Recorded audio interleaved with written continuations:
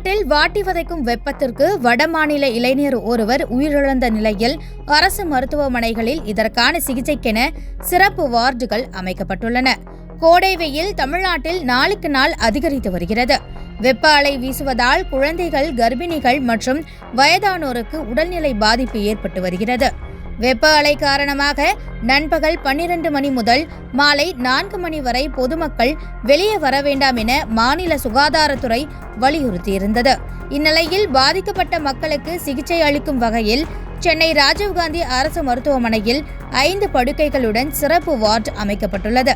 இந்நிலையில் பூந்தமல்லியைச் சேர்ந்த வேலு என்பவர் மீஞ்சூரில் நடைபெற்று வந்த கட்டடப் பணியிலும், அதேபோல் உத்தரப்பிரதேசத்தைச் சேர்ந்த சச்சின் என்பவர் காஞ்சிபுரத்தில் நடைபெற்ற கட்டடப் பணியிலும் ஈடுபட்டிருந்தனர். அப்போது வெப்ப அலையால் ஏற்பட்ட பாதிப்பால் இருவரும் மயங்கி விழுந்தனர். இதையடுத்து சென்னை ராஜீவ்காந்தி அரசு மருத்துவமனையில் இருவரும் அனுமதிக்கப்பட்டனர். மதியம் ஒரு 1:30 மணிக்கு மேலண்ணா. நீங்க எங்கண்ணா போயிருந்தீங்க? அப்ப வேலைக்கு மேஸ்திரி வேலைக்கு போயிருந்தேண்ணா. உங்க எந்த இடத்துல வேலை அது? மெயிஞ்சூர் டோல்கேட் இது ஹைவேண்ணா. உங்களுக்கு ஆனவொடனே அங்க இருக்கவங்க உங்களை ஹாஸ்பிட்டல் சேர்த்தாங்க? ஆமாண்ணா, சேர்த்தாங்கண்ணா.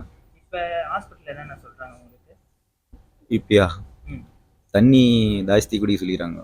தண்ணியால் தான் பிரச்சனை சொல்லிடுறாங்க. எப்ப வீட்டுக்கு போகலான்னு ஏதாவது சொல்லியிருக்காங்களாண்ணா? இன்னும் எதுவும் சொல்லலை.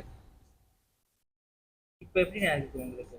ஓரளவுக்கு நார்மலாக இருக்குது. திருப்பி ஆரம்பிச்சிச்சு. திருப்பி இப்போ ஓரளவுக்கு நார்மலாக இருக்குது. என்ன மாதிரி இருக்குண்ணா உங்களுக்கு? உடம்புல என்ன மாதிரி பிரச்சனை காமிக்குது? கரண்ட் சேக் அடிக்கிற மாதிரி காமிக்குது. இப்போ திருப்பி அந்த மாதிரி இருக்கா? திருப்பி இருக்குது.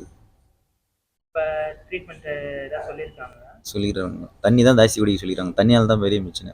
வெயில் ஜாஸ்தியால் அதனால தான். இந்த நிலையில் ஹீட் ஸ்ட்ரோக்கால் பாதிக்கப்பட்டு சிகிச்சை பெற்று வந்த உத்தரப்பிரதேசத்தைச் சேர்ந்த சச்சின் சிகிச்சை பலனின்றி பரிதாபமாக உயிரிழந்தார். அவரது உடல் சொந்த மாநிலமான உத்தரப்பிரதேசத்திற்கு அனுப்பி வைக்கப்பட்டது.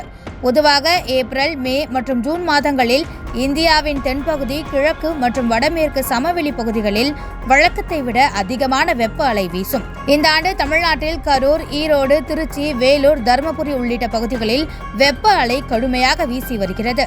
இதனால் பொதுமக்கள் தேவையில்லாமல் வெளியே வர வேண்டாம் என மாநில சுகாதாரத்துறை அறிவுறுத்தியிருக்கிறது.